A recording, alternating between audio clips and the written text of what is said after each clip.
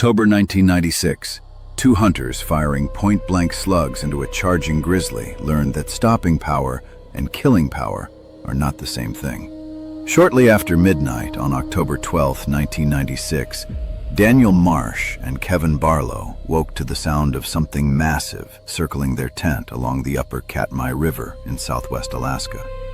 Marsh, 41, had hunted brown bear country for nearly 2 decades. Barlo, 28, was on his 3rd trip to the region. They'd hiked 7 miles inland from the nearest floatplane access point, setting camp in a narrow clearing 40 yards from the river's edge. The salmon run was peaking. Dead and dying fish lined the gravel bars. Air temperature held steady near 38 Fahrenheit degrees, with intermittent drizzle. Both men carried centerfire weapons. Marsh's Remington 870 pump shotgun held 5 one-ounce slugs. Barlo's Winchester Model 70 in .300 Winchester Magnum carried 4 180-grain soft-point rounds. Their camp followed standard protocol for the era. Tent positioned with good sightlines, cook area 50 yards downwind, food stored in bear-resistant panniers near the fire ring. What they hadn't accounted for was proximity to a natural game trail funneling between the river and a steep ridgeline directly behind their position. Marsh woke first. No sudden noise, just the sensation of pressure, like someone watching through fabric. He reached for the shotgun propped against the tent's aluminum frame. Then he heard it. Exhalation. Heavy, wet, less than 10 feet away. He touched Barlo's shoulder. Both men went still. The footfalls started. Not pacing, direct movement toward the tent's front vestibule. Marsh could see the nylon wall bowing inward as something brushed against it. He thumbed the shotgun's safety off. The metallic click was barely audible, but the animal outside stopped moving. 3 seconds of silence. Then the tent fly ripped away in a single motion. Marsh saw the bear's head first. Massive, square-shaped, ears flat against the skull. The animal's front paws were planted 18 inches from the tent's opening. Estimated weight, 950 pounds. The bear's mouth opened. Marsh fired from a half-seated position. The slug struck high on the right shoulder. The bear recoiled but didn't retreat. It dropped to all fours, then lunged forward, closing the distance in a single bound. Marsh rolled left, clearing the tent entrance as the second shot went wide. He landed prone on wet grass, losing his grip on the shotgun's forend. The bear pivoted. Its right front paw came down on the collapsed tent fabric, pinning Barlo's left leg beneath 200 pounds of focused pressure. Barlo screamed, sharp, involuntary. He hadn't cleared his rifle from its soft case. Marsh regained his grip. Third shot. Range, 4 feet. The slug penetrated the chest cavity just left of center. The bear staggered sideways, opening space between itself and Barlo.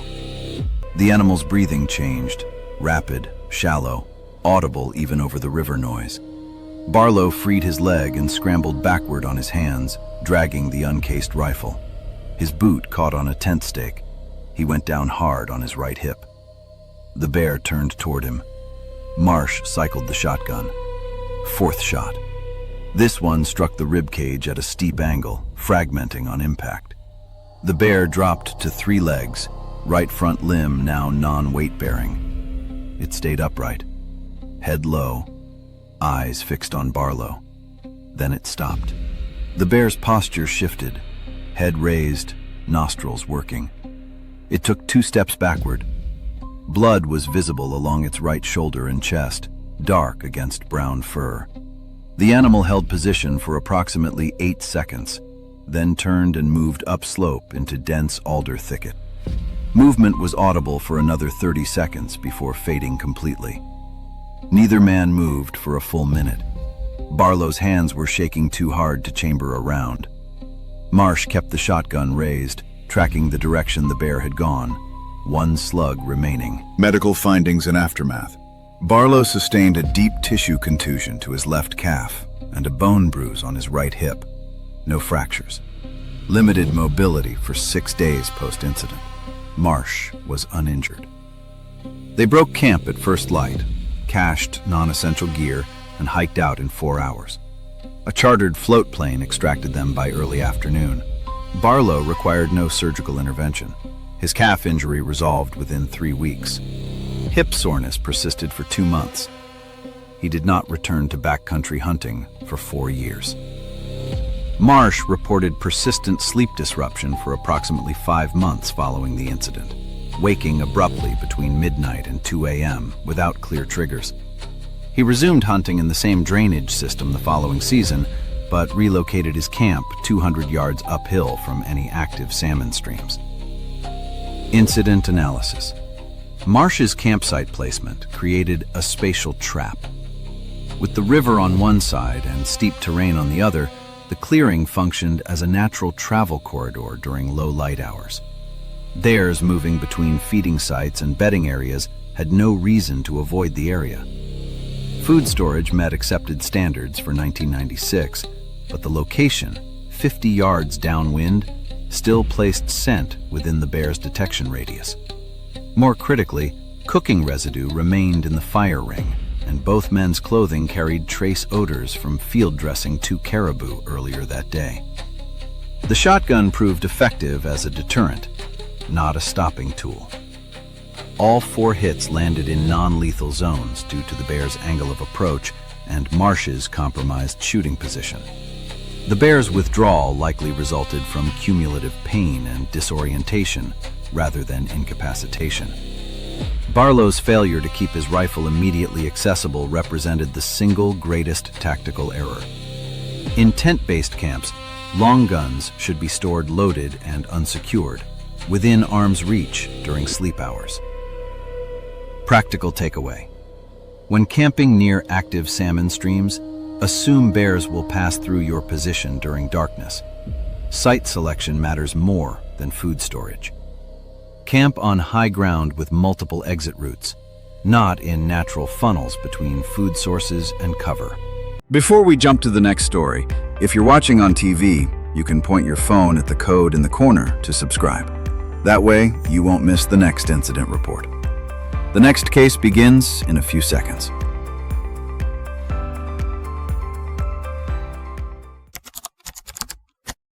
On December 9th, 1983, a winter-active grizzly bear broke through the door of a trapper's cabin on the Stewart River, forcing 2 men into a 3-shot engagement at distances measured in feet, not yards.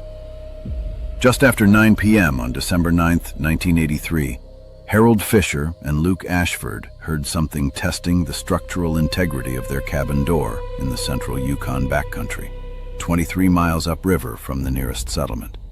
Fisher, 56, had trapped the Stewart River drainage for 31 seasons. Ashford, 22, was completing his second winter under Fisher's instruction. Their base camp, a single-room log cabin built in the 1940s, sat on a wooded bench 80 yards from the riverbank. The structure measured 16 feet by 20 feet, with 1 door facing east and 2 small windows on the north and south walls. December temperatures had dropped to 18 below 0 Fahrenheit degrees that week. The trap line extended 9 miles upstream, targeting lynx and red fox. Pelts were stored in a separate cache building 40 feet behind the main cabin. Recent snowfall had been light, just 4 inches in the previous 10 days, making travel easier, but also reducing insulation cover for denning animals. Fisher carried a Winchester Model 1897 pump shotgun loaded with 12-gauge slugs. Ashford had a Remington 700 bolt-action rifle in .30-06 Springfield with 4 rounds in the internal magazine.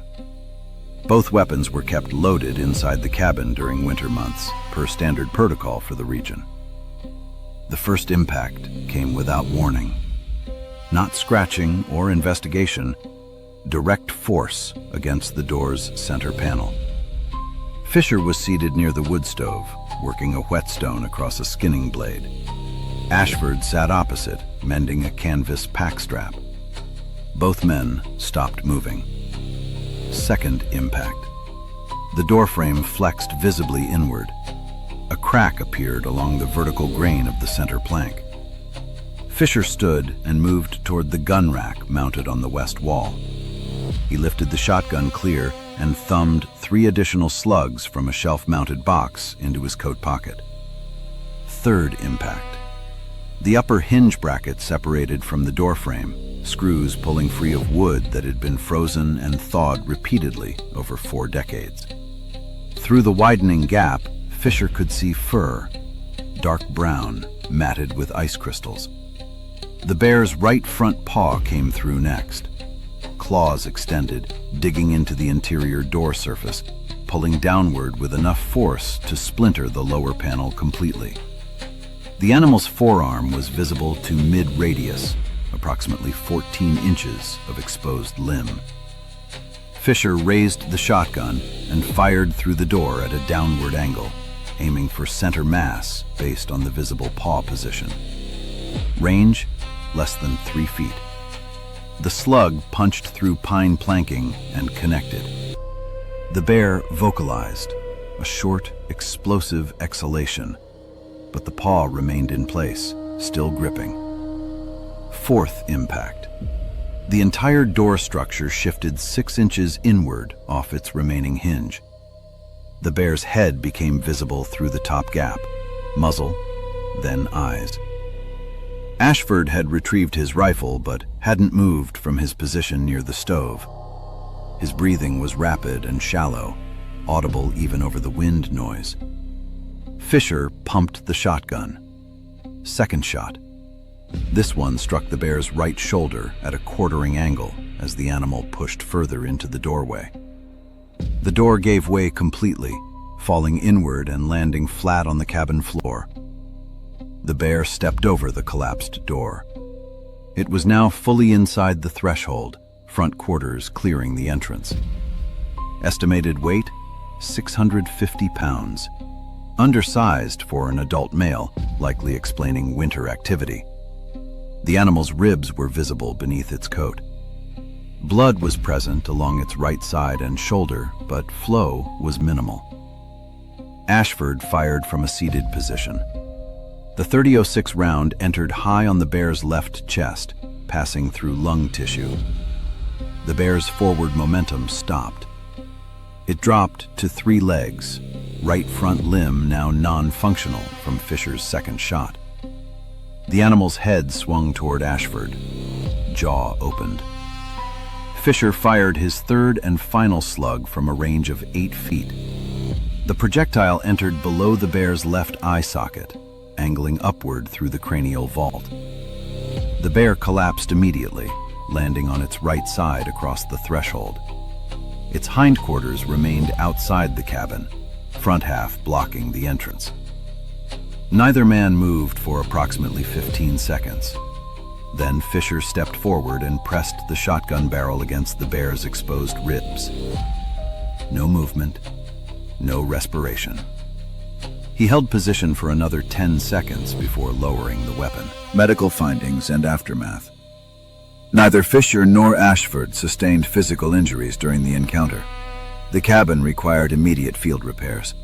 They spent 4 hours boarding the doorway using planks salvaged from the cache building and a combination of lag bolts and wire reinforcement. External temperature dropped to 22 below 0 Fahrenheit degrees during repair work. The bear's carcass was dragged 60 feet from the cabin entrance using a rope and pulley system anchored to a nearby spruce. Post-mortem examination revealed severe malnutrition, body fat reserves nearly depleted. Old scars on the animal's neck and shoulders suggested previous territorial conflicts. Cause of winter activity was determined to be starvation-driven desperation rather than failed hibernation. Ashford experienced sleep disruption for the remainder of that trapping season, roughly 11 weeks. He reported difficulty falling asleep and persistent auditory hypervigilance, interpreting wind and settling sounds as potential threats. He continued trapping with Fisher through the following winter, but subsequently transitioned to lower elevation work in southern British Columbia. Fisher replaced the cabin door with a steel reinforced frame the following summer and added interior cross bracing. He trapped the same drainage for 6 more seasons before retiring in 1989. Incident analysis. The cabin's door design, original 1940s construction with hand-forged hardware, could not withstand sustained impact from a large predator. Modern trapline cabins in the region now use steel core doors with deadbolt systems, specifically to prevent this type of breach. Fisher's decision to fire through the door prevented the bear from achieving full entry before the structure failed. Had he waited for visual confirmation, the animal would have been fully inside before first contact, eliminating distance advantage. Ashford's delay in engaging, approximately 8 seconds from door failure to his first shot, represented normal physiological response to acute stress, rather than tactical error. His single shot proved effective despite compromised positioning. The bear's physical condition made the encounter inevitable. With depleted fat reserves and no remaining denning option in mid-December, the animal had no survival pathway beyond seeking human food sources. Practical takeaway. In remote winter cabins, structural integrity matters as much as weapon accessibility. Doors should be rated for forced entry resistance, and secondary barriers, interior cross-bracing or removable steel panels, provide critical seconds during an active breach. In September 1977, a grizzly bear that had already ransacked a hunting camp returned after midnight to finish what it started, forcing 4 men into a defensive engagement at a range where missing meant dying. Shortly after 1 a.m. on September 18, 1977, Mark Sutherland heard something moving through the scattered remains of his supply cache in the Scapegoat Wilderness, western Montana. Sutherland, 43, had guided elk hunts in the Bob Marshall ecosystem for 22 seasons. His current clients were Robert Henley, 51, from Houston, Dennis Whitaker, 38, from Coeur d'Alene, and Paul Emerson, 29, from Denver. All 3 men carried bolt-action rifles, 2 in .30-06 Springfield, 1 in .270 Winchester. Sutherland carried a Remington 870 pump shotgun loaded with 1-ounce slugs. They'd packed in 7 miles from the nearest trailhead, establishing camp in a timbered drainage at 6,200 feet elevation. The site sat on a flat bench 30 yards from a spring-fed creek, surrounded by lodgepole pine and scattered deadfall. Earlier that day, they had harvested a 6-point bull elk 2 miles upslope. The meat, roughly 280 pounds, field-dressed, had been quartered and hung in game bags from a reinforced pole frame 150 yards downwind of camp. When they returned from retrieving the elk's head and cape that afternoon, they found their base camp destroyed.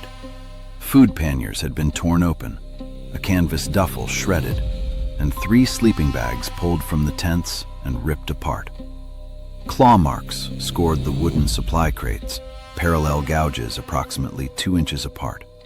Tracks in soft soil near the creek measured 11 inches long by 7 inches wide at the forepad.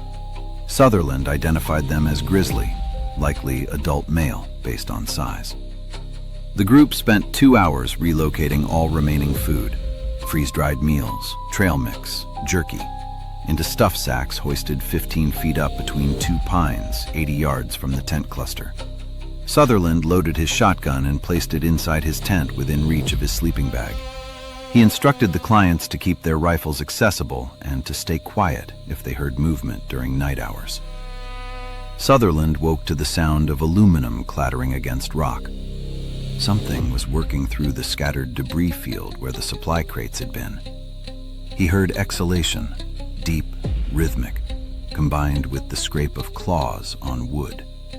He unzipped his sleeping bag and reached for the shotgun.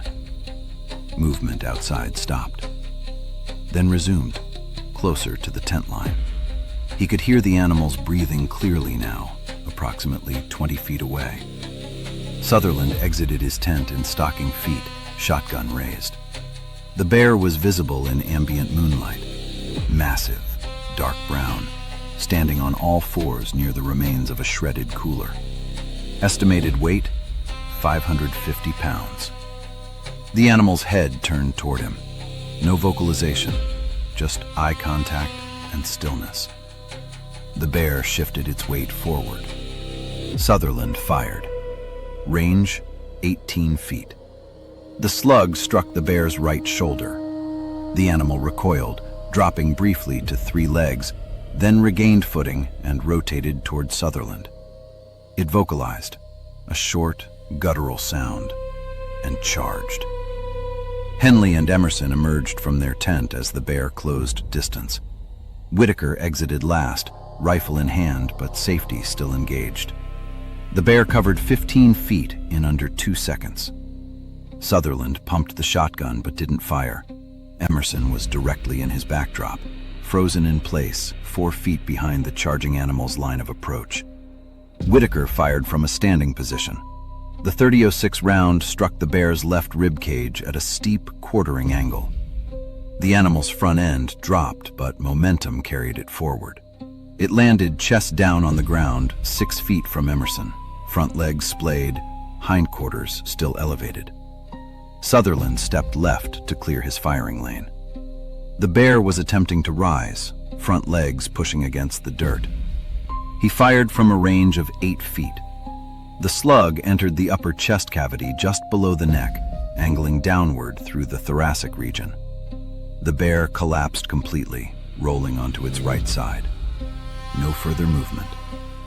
Sutherland kept the shotgun trained on the animal for approximately 20 seconds.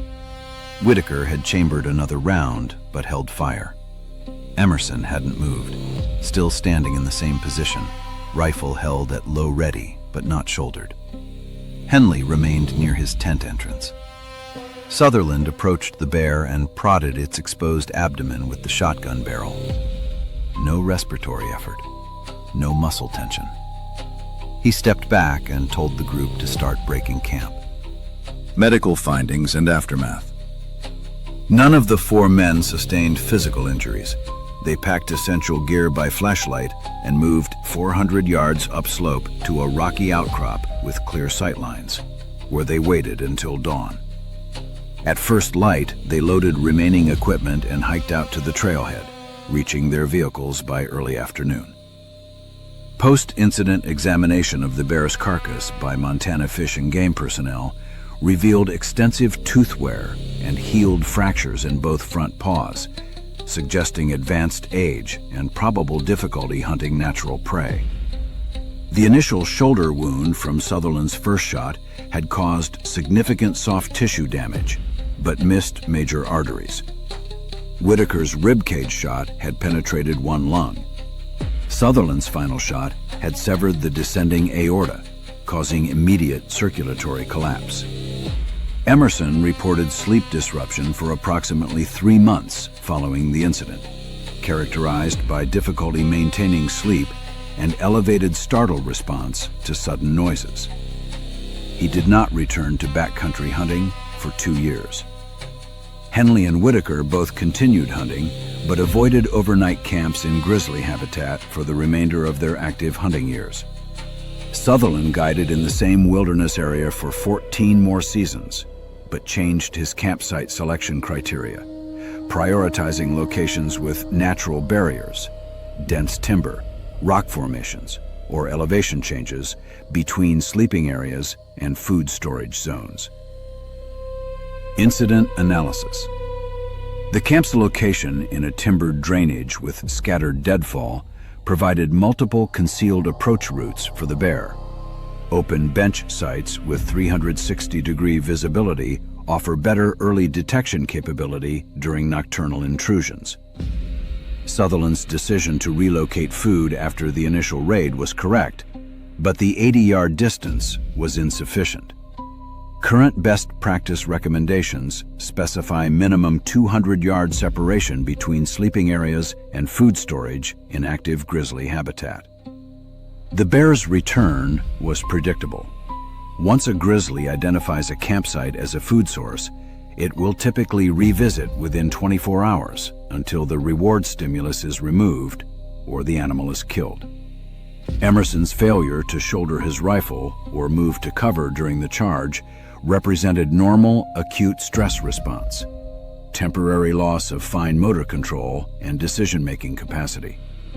Whitaker's shot prevented the bear from reaching Emerson, but the animal's forward momentum demonstrates that even lethal hits don't guarantee immediate incapacitation. Practical takeaway: when a bear raids your camp, assume it will return that night. Relocate immediately to a new site at least 1 mile away, or establish a defensive perimeter with clear shooting lanes and maintain armed watch rotation through darkness. In November 1899, 2 gold prospectors firing black powder shotguns at a grizzly bear inside a 12 by 14-foot cabin learned that enclosed spaces amplify both muzzle blast and claw reach. Near 11 p.m. on November 23, 1899, James Whitfield and William Prentice heard their cabin's exterior wall flex inward under sustained pressure along the 40-mile river drainage, central Yukon Territory. Whitfield, 37, and Prentice, 34, had prospected the Klondike region for 4 seasons. Their current claim sat 9 miles upriver from the nearest trading post, accessible only by foot or dog sled. The cabin, hand-hewn spruce logs chinked with moss and clay, measured 12 feet by 14 feet, with a single south-facing door and 1 window opening covered by slat boards. Both men carried firearms suited to the era. Whitfield owned a side-by-side double-barreled 12-gauge shotgun loaded with black powder and 1-ounce lead balls. Prentice had a similar weapon, a hammer-fired 10-gauge. Ammunition was limited, 8 shells total between them. Their food cache included smoked salmon, cornmeal, salt pork, and dried beans stored in wooden barrels inside the cabin. Late autumn temperatures had remained above freezing longer than usual that year, hovering near 34 Fahrenheit degrees through early November, delaying hibernation patterns for regional bear populations. Whitfield and Prentice had noticed disturbances around their claim for 3 weeks: overturned equipment, torn canvas, and tracks measuring 10 inches across the forepad. They'd increased firewood stockpiles and reinforced the door with cross-bracing, but continued working the sluice boxes daily. The first impact came without warning, a lateral strike against the cabin's west wall that shifted the entire structure on its foundation logs. Both men were inside, seated near the sheet metal stove. Prentice reached for his shotgun propped against the wall. Whitfield grabbed his weapon from beside his bunk. Second impact, same location. A vertical crack appeared in the chinking between 2 logs. Then vocalization, a deep, resonant exhalation followed by a guttural rumble. The bear was working methodically along the wall, testing structural points. Third impact against the window opening. The slat boards splintered inward. A forearm came through, dark brown fur, claws extended, sweeping left to right across the interior space. Whitfield raised his shotgun and fired both barrels in rapid succession. Range 6 feet. Black powder smoke filled the cabin instantly, reducing visibility to less than 3 feet. The bear's arm withdrew. Then silence for approximately 4 seconds. Whitfield broke open his shotgun and reloaded, fingers slipping on the brass shell casings, hands shaking enough that he dropped 1 round before successfully chambering both barrels. The door frame cracked. Not a testing blow, full body impact. The cross brace held, but the frame separated from the log wall on the hinge side, opening a 3-inch gap. Prentice fired through the gap. The 10-gauge blast was deafening in the enclosed space. Whitfield's ears registered immediate tinnitus, a high-pitched ringing that would persist for days. The bear hit the door again. The crossbrace snapped. The door swung inward, still attached at one corner but no longer functional as a barrier. The animal's head appeared in the opening, muzzle first, then eyes. Estimated weight, 480 pounds. It pushed forward, shoulders entering the doorway. Whitfield fired, both barrels, point-blank range. The bear's head snapped back, but its forward momentum continued. Front quarters cleared the threshold. The animal was now partially inside the cabin, hindquarters still on the exterior stoop. Prentice had moved to the rear wall near the bunks. He fired his remaining barrel. The shot struck the bear's right shoulder at a quartering angle. The animal dropped to 3 legs but continued pushing inward, using its left front limb to drag itself across the wooden floor. Blood was visible on the bear's face and chest, dark, flowing freely, but not arterial. Its breathing was audible, rapid, and labored. It had advanced approximately 4 feet into the cabin. Whitfield was directly in its path, backed against the stove. He had no loaded weapon. His shotgun lay open across his lap, empty shells ejected, but fresh rounds not yet seated. The bear's right paw swept forward in an arc. Claws connected with Whitfield's left side, tearing through wool coat and cotton shirt. He felt immediate localized pain, sharp, burning, but no loss of consciousness. The impact pushed him sideways. His right shoulder hit the stove's metal surface. Second-degree contact burn, though he wouldn't register this injury until later. Prentice had reloaded. He moved laterally along the back wall to clear his firing line. Whitfield was no longer between him and the bear. He fired from a range of 8 feet. The shot entered the bear's chest cavity from the side, penetrating between ribs. The bear stopped moving forward. Its left front leg collapsed. The animal settled into a prone position, chest on the floor, head still elevated. Breathing became irregular, shallow, then one deep inhalation, then shallow again. No further aggressive movement. 30 seconds passed. The bear's head lowered to the floor. Respiration ceased. Whitfield remained against the stove, left hand pressed against his side. Prentice kept his shotgun trained on the animal, waiting for any sign of resumed breathing. None came. Medical findings and aftermath. Whitfield sustained 4 parallel lacerations along his left rib cage, each approximately 6 inches long, penetrating dermis and subcutaneous tissue, but not reaching muscle fascia. He also suffered a second-degree thermal burn on his right shoulder from contact with the stove surface. Prentice was physically uninjured. They used strips of boiled cotton fabric to dress Whitfield's lacerations and applied rendered bear fat to the burn site. The bear's body blocked the doorway. They used a block and tackle system to drag the carcass outside, a process that took approximately 2 hours. At first light, they packed essential supplies and walked out to the trading post. Whitfield's wounds required no surgical intervention. The lacerations healed over 6 weeks with minimal scarring. The shoulder burn resolved within 3 weeks. Both men experienced persistent auditory issues, tinnitus, and temporary hearing threshold shifts from multiple shotgun discharges in an enclosed space. Prentice reported full hearing recovery within 2 months. Whitfield's tinnitus persisted at reduced intensity for approximately 1 year. Neither man returned to backcountry prospecting. Whitfield relocated to Dawson City and worked as a freight handler. Prentice moved to Whitehorse and opened a dry goods store. Both avoided wilderness travel for the remainder of their lives. Incident analysis. The cabin's single-door design created a tactical trap. Once the bear breached the entrance, the occupants had no secondary exit route and limited maneuver space. Modern wilderness cabins in predator habitat typically include escape hatches or secondary egress points. Storing food inside the sleeping structure guaranteed bear interest. The combination of smoked fish and salt pork created a scent profile detectable from distances exceeding 1 mile under favorable wind conditions. Black powder firearms produced effective stopping power at close range, but created severe visibility problems in confined spaces.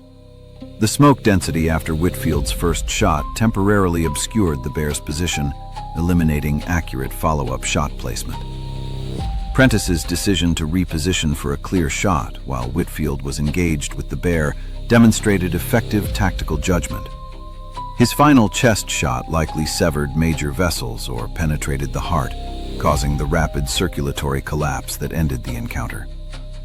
Practical takeaway: never store food inside your sleeping structure in bear country, regardless of season. Even in late autumn, unseasonably warm temperatures can keep bears active and food-motivated well past expected denning dates. Physical separation between food cache and living quarters remains the single most effective deterrent.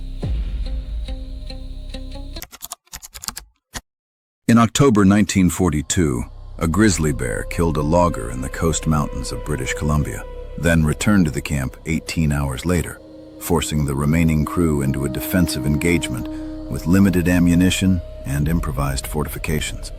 Just before 5 a.m. on October 17, 1942, Tom Bartlett heard something moving through the equipment yard at a logging camp on the upper Nass River, northwestern British Columbia. Bartlett, 44, and Joe Wilcox, 38, supervised a 9-man timber crew operating 31 miles from the nearest road access. Wartime demand for spruce and Douglas fir had pushed operations into previously unharvested drainages. The camp consisted of 4 plywood bunkhouses, 1 cook shack, and a tool shed arranged in a rough semicircle around a central fire pit. On the morning of October 15th, Arthur Menzies, 23, had left camp alone to flag potential cutting corridors half a mile upslope. When he failed to return by nightfall, a 4-man search team located his body at approximately 10:30 p.m. in a densely timbered area 800 yards northeast of camp. The body showed extensive trauma consistent with a large predator attack. Menzies' rifle, a Lee Enfield .303, lay broken at the stock, 12 feet from the body.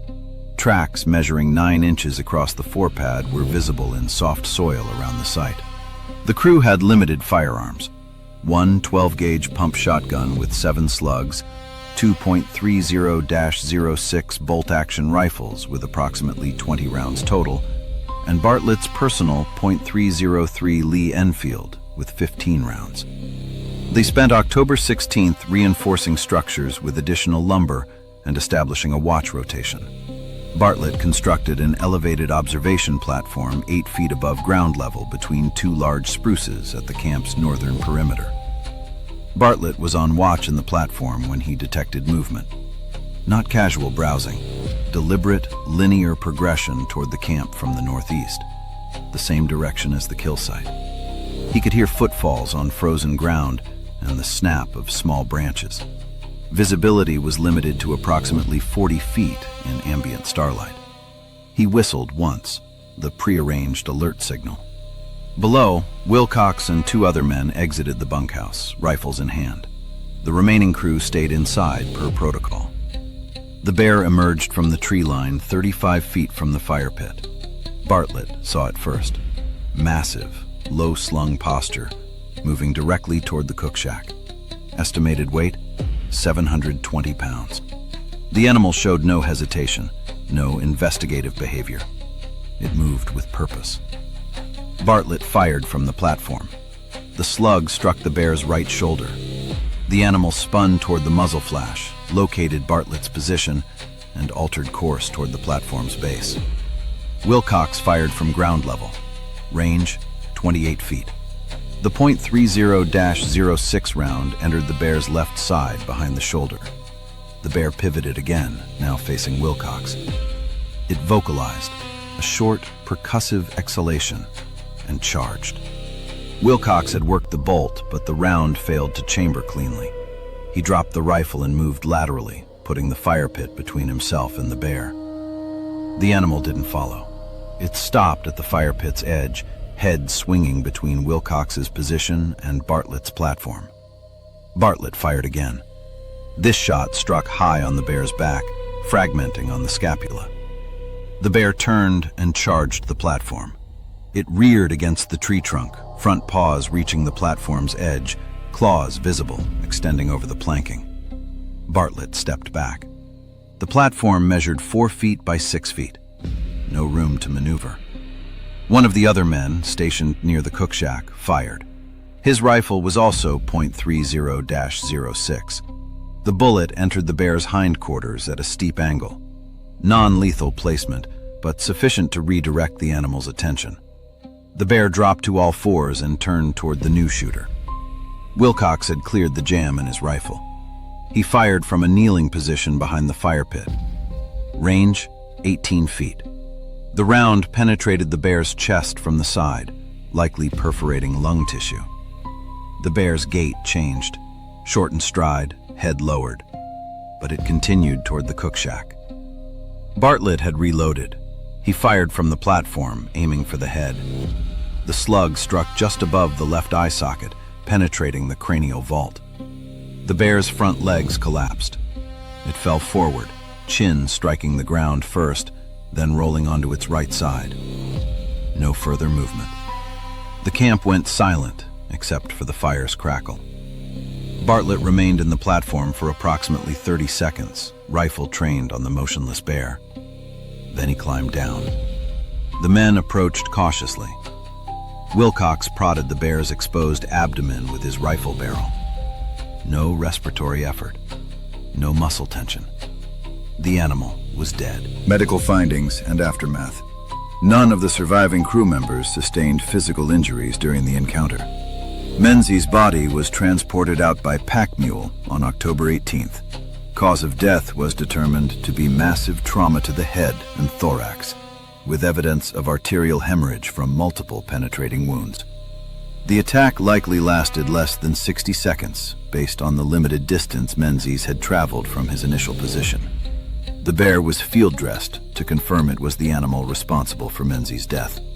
Human tissue and clothing fragments were recovered from the stomach contents. The pelt was removed and transported to the nearest township as physical evidence.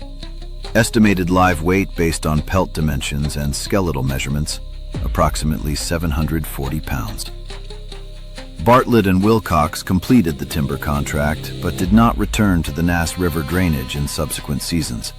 Both men reported persistent hypervigilance in forested environments, heightened startle response to unexpected sounds, and difficulty sleeping outdoors for approximately 2 years following the incident. Bartlett transitioned to mill work in coastal British Columbia in 1945. Wilcox continued logging but restricted his work to operations within 5 miles of road access. The logging camp was abandoned after the 1942 season and not reoccupied. Subsequent timber operations in the area utilized mobile camps with daily crew rotations rather than permanent installations. Incident analysis. Menzies' decision to work alone in dense timber without radio communication or a partner violated standard safety protocols, even for the 1940s. Solo reconnaissance in active bear habitat creates conditions where an encounter cannot be observed or interrupted by others. The bear's return to the campsite 18 hours after the initial kill demonstrated food conditioning behavior. Once a predator associates human presence with feeding opportunity, it will actively seek out human installations rather than avoiding them. Bartlett's elevated platform provided critical tactical advantage, an unobstructed firing position, and protection from ground-level attack. The platform's height prevented the bear from achieving full access, despite its attempt to climb. The crew's failure to achieve immediate incapacitation despite multiple hits, 5 total shots before the fatal head wound, reflects the difficulty of stopping large predators with body shots. Even lethal chest wounds may not produce immediate collapse, allowing the animal several seconds of continued aggressive behavior. Practical takeaway: never work alone in remote timber operations during active bear seasons. If a predator kills in proximity to a work camp, assume it will return. Evacuate immediately or establish hardened defensive positions with elevated firing platforms and coordinated fields of fire.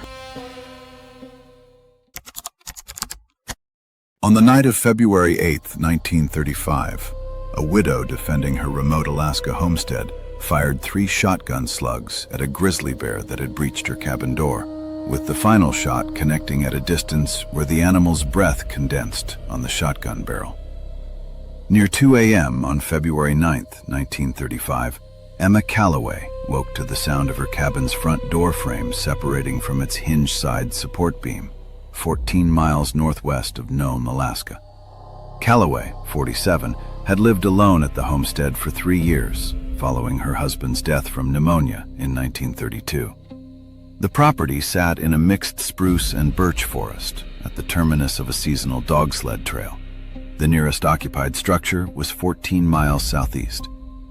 She maintained a trap line extending approximately 2 miles in 3 directions from the cabin and relied on stored provisions, dried salmon, moose meat, flour, and beans, to supplement trapped furs sold twice annually in Nome. Her primary firearm was a Winchester Model 1897 pump shotgun in 12-gauge, loaded with 1-ounce lead slugs. She kept 7 additional shells in a leather belt carrier. The cabin measured 18 feet by 14 feet, with log walls, a single door facing south, and 2 small windows on the east and west walls. Throughout January, Calloway had documented bear activity around the homestead: tracks in snow near her cache shed, claw marks on the cache door, and repeated disturbances of a hanging meat supply. The tracks measured 10 inches long. On February 4th, the bear had torn open the cache shed door and consumed approximately 40 pounds of frozen salmon. Calloway reinforced the cabin door with an interior cross brace and moved all remaining food stores inside the main structure. The first impact woke her. She was in her bunk along the north wall. The sound was wood under compression, the door flexing inward against the cross brace. She reached for the shotgun propped beside the bed frame. Second impact. The cross brace held, but the door's top hinge separated from the log frame. She stood, moving to a position 8 feet from the door, with the wood stove to her left. The shotgun was loaded, 1 round in the chamber, 4 in the magazine tube. Third impact. The door's lower hinge failed. The entire structure tilted inward, still held at the latch point, but no longer functional as a barrier. Through the widening gap, Calloway could see fur and the bear's right shoulder. Fourth impact. The latch assembly tore free. The door fell inward, landing flat on the floor. The bear stepped over it, front quarters entering the cabin. Estimated weight, 580 pounds. The animal was female, based on body proportions and head shape, likely aged, given her willingness to target human structures repeatedly. Calloway fired from a standing position. Range, 7 feet. The slug struck the bear's upper chest, left of center. The bear stopped forward motion but didn't retreat. Blood appeared on the fur, visible but not flowing heavily. The animal vocalized, a short, explosive exhalation, and moved forward again. Calloway pumped the shotgun. The ejected shell casing struck the floor near her right boot. She fired again. This shot hit the bear's right shoulder at a quartering angle. The bear's right front leg buckled briefly, then regained partial function. The animal was now 5 feet from Calloway's position. The bear's left paw swept across a table positioned between them. Tin plates, a water pitcher, and a kerosene lamp crashed to the floor. The lamp's glass reservoir shattered but didn't ignite. The wick had not been lit. Calloway stepped backward. Her heel caught on the leg of a chair. She maintained balance but lost half a second of reaction time. She pumped the shotgun again. The bear had closed to 3 feet.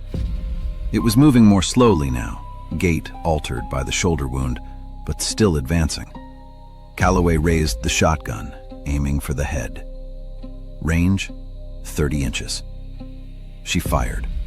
The slug entered below the bear's left eye, angling upward through the sinus cavity and into the cranial vault. The bear's front legs collapsed immediately. Forward momentum carried the body another 18 inches before it settled chest down on the cabin floor.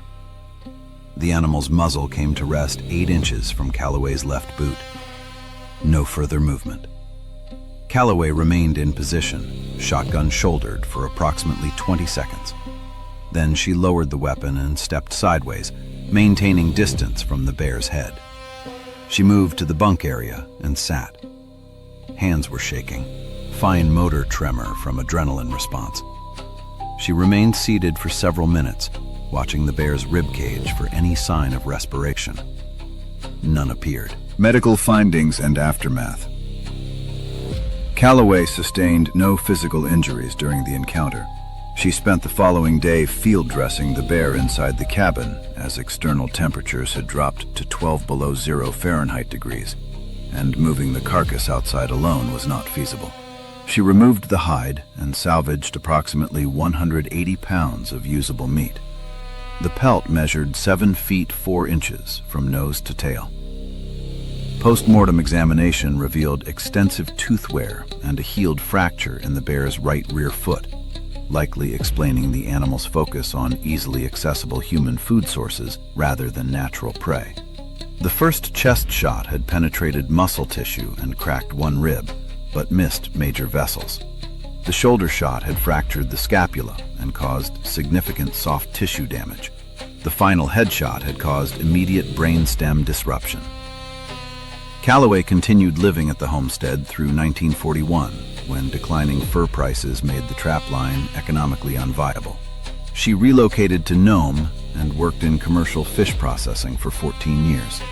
She reported no long-term psychological effects from the encounter, but modified her homestead security protocols during the remaining 6 years of occupancy, installing steel reinforcement plates on the cabin door and maintaining a loaded firearm within reach during all sleep hours. She did not trap or hunt alone in areas more than 1 mile from the cabin after February 1935. Incident analysis. Calloway's decision to store food inside the cabin after the cache breach was tactically correct, given her isolation and inability to construct bear-proof storage, but it made the cabin itself a target.